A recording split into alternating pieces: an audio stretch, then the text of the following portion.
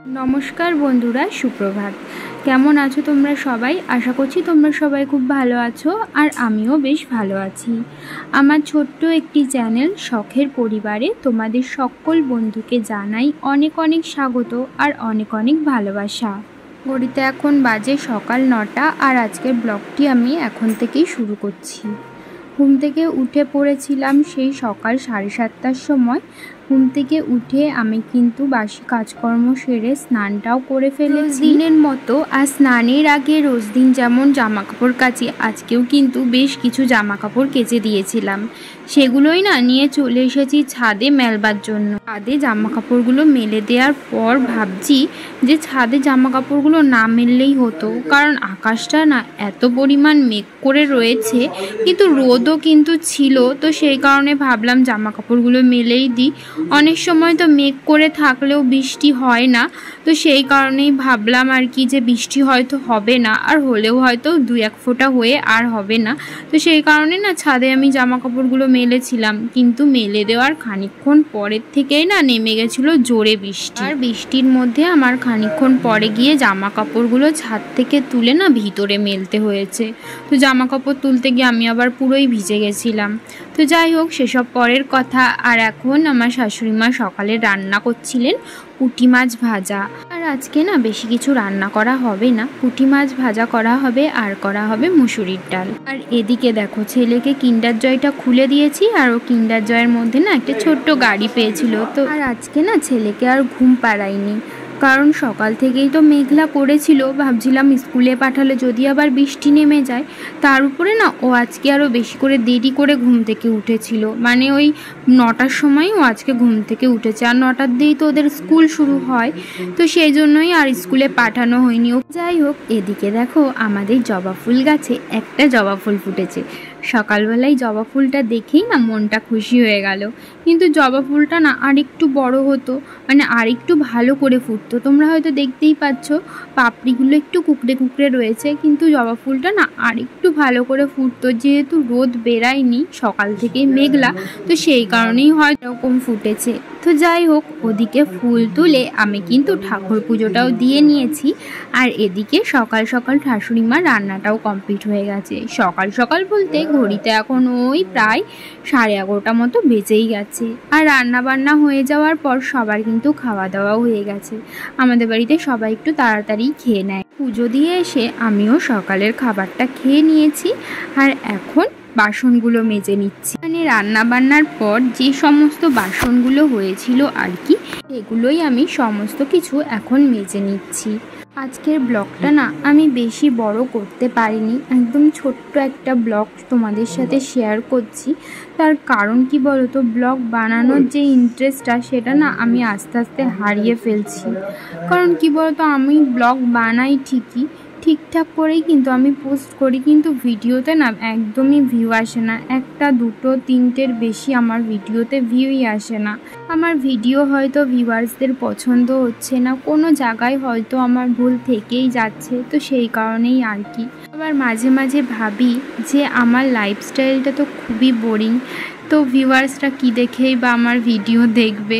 তো এটাও মাঝে মাঝে মনে হয়। জানি না আমার ধৈর্য কতদিন থাকবে, আর ধৈর্য ধরে আমি কতদিন ইউটিউবে টিকে থাকতে পারবো। অনেকে বলে যে সবুর কা ফল মিঠা হতা হয়, জানি না, মাঝে মাঝে মনে হয় আমার কপালটা খুবই খারাপ, মানে একদম ফুটো কপাল বলতে পারো। মানে আমি যেটাই চেষ্টা করি না কেন, আমি খুব সহজে সেটাতে সাকসেস পাই না। আমি দেখেছি অনেক ইউটিউবাররা খুব তাড়াতাড়ি তাদের চ্যানেলকে দাঁড় করিয়ে ফেলে, কিন্তু আমি দেখো আমার চ্যানেলটাকে দাঁড় করাতে পারছি না। এর আগেও আমার 2টো এরকম ইউটিউব ডেলি ব্লগের চ্যানেল ছিল, কিন্তু কোনো কারণে ওগুলো ডিলিট হয়ে যায়। তো বুঝতে পারছো আমার কপালটা কতটাই খারাপ।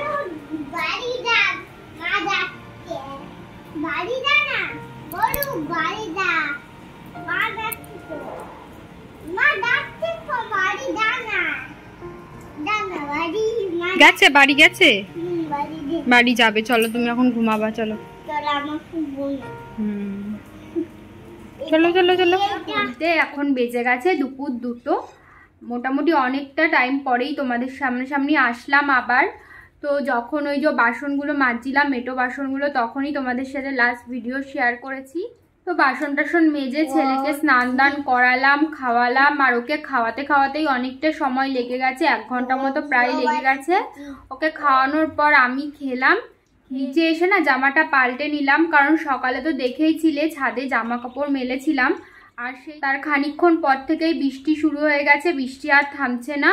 তো সেই কারণে না আমি ওই বৃষ্টিতে ভিজে ভিজেই জামা কাপড়গুলো তুলে আবার ভিতরে মেলেছি। তো সেই কারণে জামাটা পুরো ভিজে গেছিলো, মানে যেই জামাটা পরে গেছিলাম। তো সেই কারণে জামাটা এখন বদলে নিলাম। এখন ছেলেকে ঘুম পাড়াবো আর আমিও শোবো, শুয়ে শুয়ে ভিডিওটা এডিট করতে হবে। তাহলে চলো তোমাদের সাথে আবার পরে কথা হচ্ছে। কি করছো তুমি? কি খেলা করছো? আমি গাড়ি চালাবো, দেখি গাড়িটা দেখি। এই দেখো এই গাড়িটাও কিন্ডার জয় পেয়েছে আজকে। আমি না প্রথমে সেটিং করতে পারছিলাম না, তারপরে অনেক চেষ্টা করার পর তারপরে সেটিং করেছি। কি সুন্দর না গাড়িটা, ছোট্ট। আবার স্টিকার ছিল, এই দেখো চাকাতেই স্টিকার লাগিয়ে দিয়েছি, আবার এর সামনেও স্টিকার ছিল, এখানেও লাগিয়ে দিয়েছি। কি সুন্দর লাগছে। কিন্ডার জয়ের এই খেলনাগুলো না খুব সুন্দর সুন্দর দেয়। তোমার পছন্দ হয়েছে? তো যাই হোক, চলো এখন ওকে ঘুম পাড়িয়ে দিই। তুমি এখন কি করবা? এখন বাইরে বৃষ্টিটা একটু কমেছে, দেখো এখন আর বৃষ্টি পড়ছে না, কিন্তু আকাশ কিন্তু মেঘলা। ওই দেখো আকাশ কিন্তু মেঘলা,